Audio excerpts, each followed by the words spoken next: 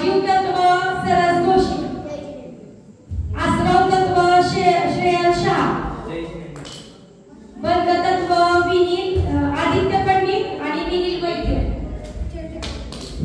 संवर तत्व पुनीत जोशी, निर्जरा तत्व मीत फळे, मोक्ष कन्या जोशी.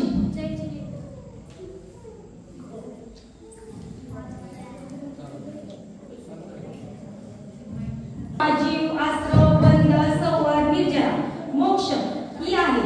मोक्षाकडे जाण्यासाठी 7 तत्वाचे सत्य स्वरूप समजून घेऊन अत्यंत आवश्यक आहे. यांना विपरीतदृष्ट्या स्वीकारले तर संसार चक्रात दुःखेभोगी भटकणे हे अटळ आहे. खरे तर 7 तत्वासंबंधीची विपरीत मान्यता 7 तत्वाविषयी नसून जीवाची आहे. म्हणजे त्यांचे ज्ञान श्रद्धा चारित्र्य हे चुकीच्या मार्गाने चालले आहे हे स्पष्टपणे दिसून येत आहे. जीव तत्वाखेरीज बाकीचे अजीव तत्व चुकीची मान्यता करत नाही.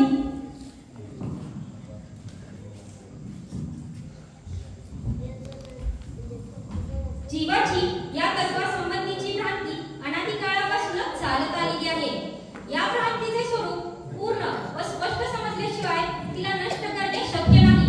म्हणून त्यांना समजून घेणे आवश्यक आहे.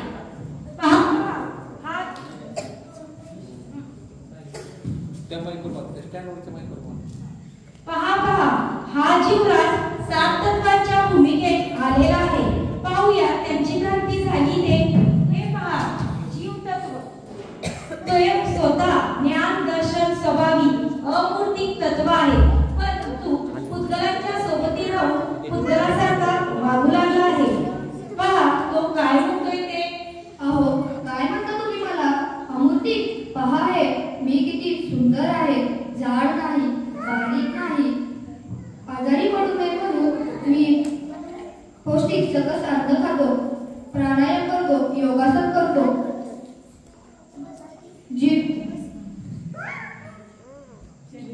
मी म्हणजे शरीर आणि शरीर म्हणजे मी.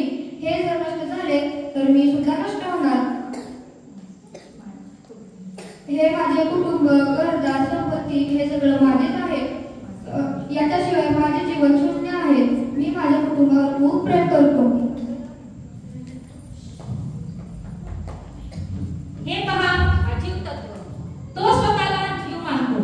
वास्तविक स्पर्श रसगंध वर्णनाने युक्त असूनही स्वतःला ज्ञानी समजतो.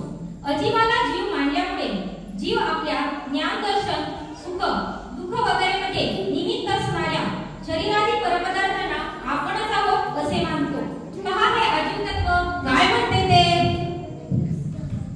अहो काय बडबड करताय तुम्ही? मी शरीर चक्क हिंडतो, फिरतो, ऐकतो, बोलतो, नाकाने श्वास घेतो, डोळ्याने पाहतो, तोंडाने खातो, सर्व प्रकारच्या स्पर्शाला जाणतो.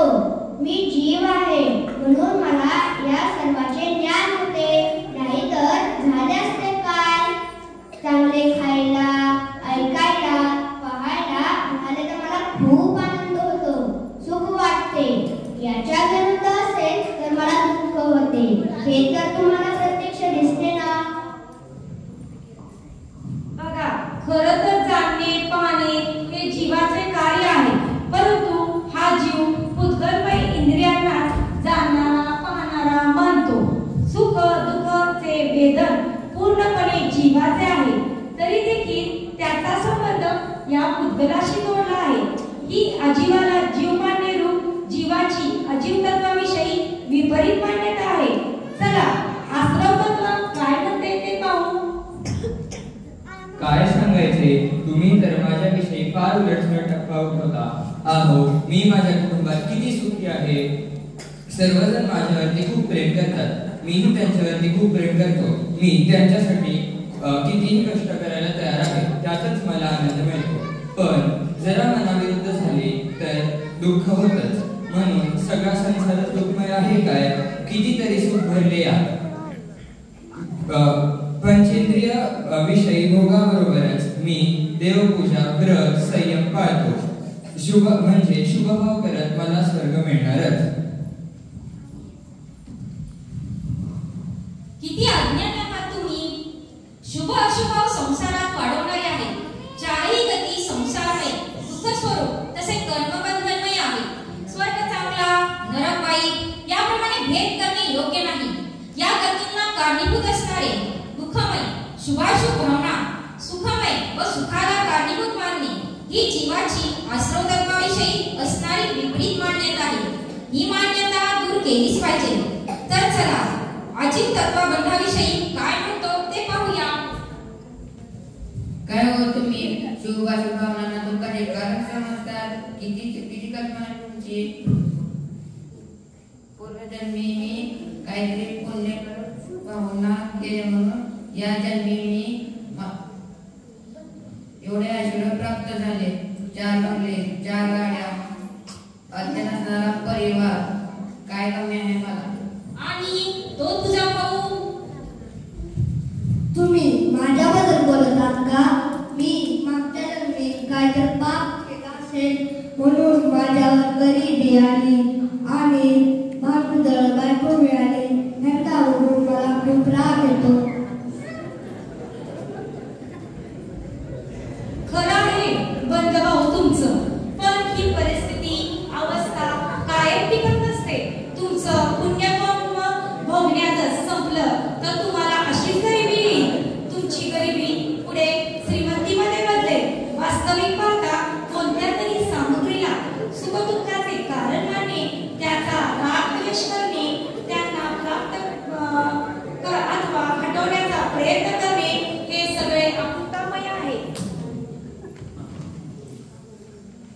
यात किंचितही सुख नाही. सर्व प्रकारच्या शुभाशुभ बंधनांचा पूर्णपणे नाश झाल्यानंतरच स्वतंत्र, स्वाधीन, अतींद्रिय, आनंदमय, निर्बंध अशी मोक्षदशा प्रकट होते. तीच खरी सुखमय दशा आहे. शुभाशुभ कर्मबंधांच्या फळांनाच सुखदुःखाचे कारण मानणे ही जीवाची बंधातील तत्वविषयी विपरीत मान्यता आहे. आता संवर्ग भाऊ तुम्ही पुढे या आणि सांगा.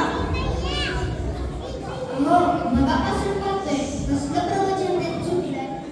कान दुखायला लागले माझे. म्हणजे शुभ भावना नष्ट करा. स्वमध्ये लीन व्हा. परपदार्थापासून निवृत्त व्हा. वितरागी व्हा. वैराग्य उत्पन्न करा. अतींद्रिय आनंदमय दशा प्राप्त होईल. अहो, हे किती अवघड आहे. मी ध्यानाला बसलो की बाकीचे विचारच मनात गोंधळ घालतात. त्यांना आवडता मी बेजार होऊन जातो. परामध्ये राहणे अत्यंत सोपे, स्वाधीन आणि आनंदमय आहे. अरे रे, किती वेडगळ मूर्खपणाच्या कल्पना. कसं व्हायचं यांचं. आत्मज्ञान आणि आत्मज्ञानचे वैराग्य म्हणजे परपदार्थापासून निवृत्त होऊन स्वमध्ये लीन होणे. ही जीवाची स्वतंत्र स्वाभाविक क्रिया असल्याने ती सुखमयच आहे. संसार किंवा कर्मबंधनाला नष्ट करणारी आहे. परंतु हा जीव अज्ञानामुळे त्यास दुःखमय व दुःखदायक मानतो. असो चला, ज्याचे त्याचे भोग. आता ही निर्जरा तत्व काय सांगते ते बघू. अहो, मी लाजत नाही. चांगल्या खणखणीत आवाजात माझी बाजू मांडत आहे. काय म्हणतात. अहो, मी आनंद गुणात्मक वैभवाद्वारे सम्यक ज्ञान प्राप्त झाल्यावर परप्रदाविषयी इच्छा प्राप्त झाल्यावर उत्पन्न होत नाही. हे इच्छाच नाही, ती आनंदाची दशा नाही. असे कुठे झाले आहे का. हे सगळे मला आत्मगुणाचे वैभव कधी दिसलेच नाही, अनुभवास आलेच नाही. असे कल्पनेच्या मागे लागण्यात काय अर्थ. एक इच्छा झाल्यानंतर दुसरी इच्छा, मग तिसरी इच्छा, मग चौथी इच्छा. ह्या इच्छांचा काय अंतच नाही. इच्छा पूर्ण करण्यात केवढा मोठा आनंद आहे आणि केवढा मोठा पुरुषार्थ लागतो हे तुम्हाला इच्छारहित जीवन म्हणजे अगदी सबक आणि आळणी भाग. आता काय करायचे ते तुम्ही पहा. खरं आहे निर्जरा भाऊ, अनादी काळाचे संस्कार लगेच पुसले जाणार नाही. स्वतःच्या आत्मवैभवाला आत्मशक्तीला न ओळखल्याने असे जीव कधी संतुष्ट समाधानी होत नाही. परपदार्थाविषयी असणाऱ्या इच्छेच्या पूर्तीमध्ये स्वतःला सुखी समजतात. ही जीवाची निर्जवत्वासंबंधी असणारी विपरीत मान्यता आहे. हा मुक्तीबाई, आता तुम्हीच या पुढे आणि तुम्ही सांगा. अहो, मला पंचेंद्रियविषयी भोगायला खूप आवडतात. खूप दागिने घालावे, छान छान साड्या नेसाव्या, हिंडावं फिरावं, सारे देश पालथे घालावे आणि मोगादीवर झोपावं. मोक्ष मोक्ष म्हणजे मोक्ष मोक्ष